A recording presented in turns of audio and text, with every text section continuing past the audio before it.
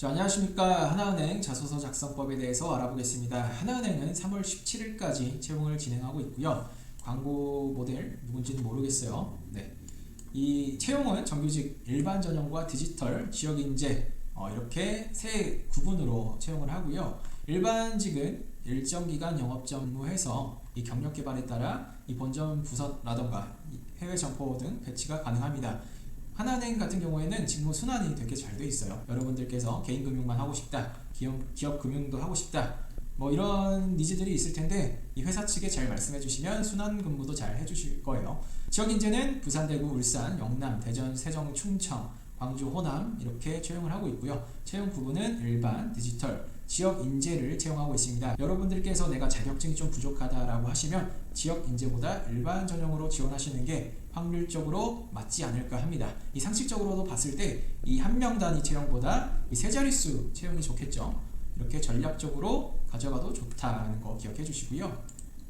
자, 은행을 지원하기 전에 직무를 알아야겠죠. PB와 WM 직무를 알아볼 텐데요. PB는 주로 고액 자산가를 대상으로 맞춤형 자산관리 서비스를 제공합니다. 자, 여러분들께서 흔히들 PB센터라고 많이 들어보셨죠. 이런 고액 자산가, 한마디로 돈 많으신 그런 분들을 고객 상담을 이어가고요. 포트폴리오를 구성, 어떻게 하면 고액 자산가들의 돈을 잘 굴릴 수 있는지 그분들의 재무 상황과 투자 목표를 파악한 뒤 최적의 투자 포트폴리오를 제안합니다. 두 번째로는 금융상품 정보를 제공하고 판매를 하는 역할도 합니다. 다양한 금융상품에 대한 정보를 제공하고 고객의 니즈에 맞는 상품을 추천하고요. 세 번째는 시장 동향을 분석해서 이런 돈 많으신 분들에게 금융시장의 변화를 한 번 더 이야기를 해드리고 어떻게 하면은 이 돈 많으신 분의 이 재무 상황을 레벨업 시킬 수 있는지 따로 PB나 WM 센터를 따로 두고 운영하는 곳들이 많아요. 하나은행 같은 경우에는 더더욱이요. 혹은 영업점 통째로 PB센터를 운영한다는 거 참고로 기억해 주시면 되겠고요. RM 직무는 개인 금융이 아닌 기업 금융이에요. 어떻게 보면은 PB와 비슷한 맥락이지만 대상이 기업으로 바뀌었다라고 보시면 되겠습니다. 한마디로 개인보다는 이 기업의 특성에 맞는 금융 솔루션을 제공을 하고 재무적인 부분과 리스크적인 부분, 이 외환과 수출입에 연관된 금융 상품을 제공합니다. 특히나 기업의 효율적인 자산 흐름을 위해서 이 장기적인 목표, 단기적인 운영 목표에 대한 컨설팅을 진행을 하고요. 어떻게 하면은 설비 운영 자금을 효과적으로 운영할 수 있는지 그러한 것들을 바탕으로 고객과의 지속적인 관계와 자산 관리를 이어갑니다. IB 직무는 기업 간의 인수합병이나 부동산 개발처럼 큰 돈을 굴릴 때 이 매수나 매매 중개를 하는 직무로 파악하시면 되겠고요. 해당 직무는 바로 신입 포지션에서 갈 수가 없어요.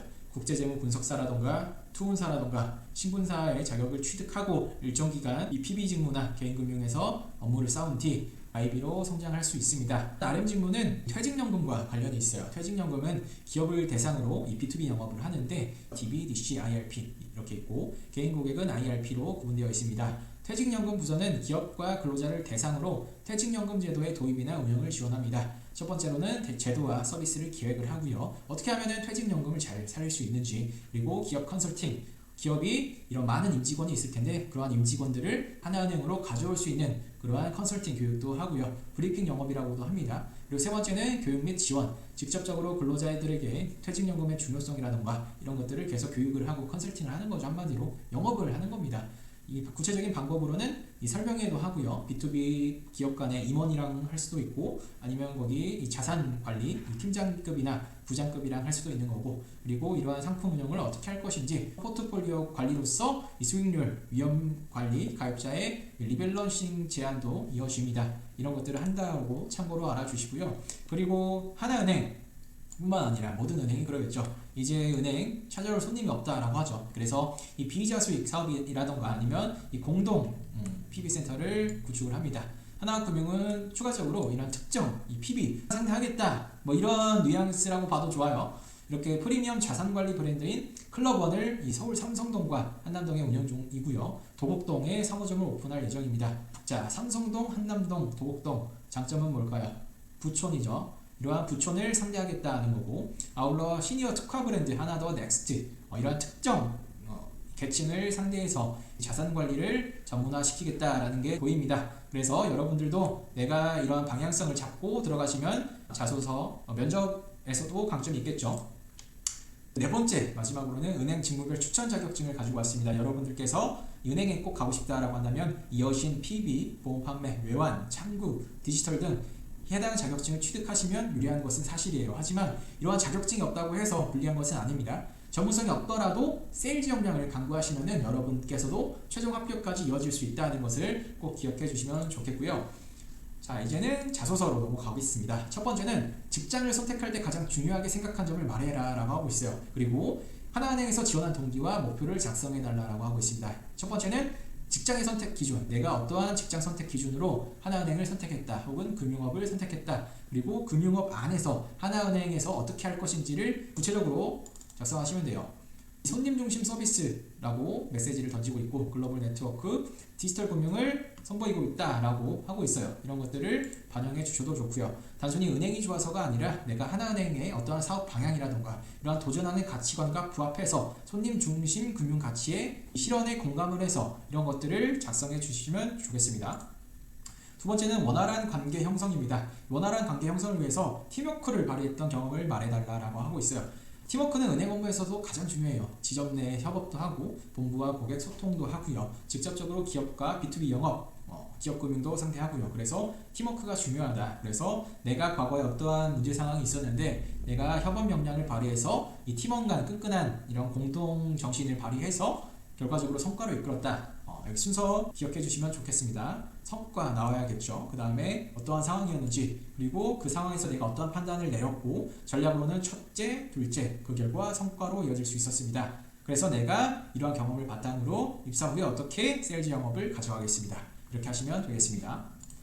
자, 세 번째로는요, 이 본인이 주로 스트레스를 받는 일이 뭐냐, 너가 어떤 스트레스를 받는데 과연 극복할 수 있냐라고 하는 거죠. 한마디로 스트레스 때문에 퇴사하는 사람들이 많아요. 이 퇴사를 미리 방지하기 위해서 정말 너가 스트레스를 관리할 수 있는 사람인지를 묻고 있습니다. 여기서는 은행은 스트레스가 많은 업무 환경임을 알고 있다고 적으시고, 그 다음에 나는 이 스트레스가 어떻게 해소할 수 있음을 이 건강한 자신만의 해소법이나 회복력을 어필해 주시면 좋아요. 여기서는 예상치 못한 상황이라던가 목표 대비 성과를 미흡하게 했을 때의 압박감, 이 반복된 업무 속에서의 긴장감, 이런 것들을 사례로 적어주시면 되겠고요. 하지만 이러한 상황을 받았더라도 나만의 해소법이 있으니 은행 생활을 잘할 수 있습니다 라고 적어주시면 되겠습니다.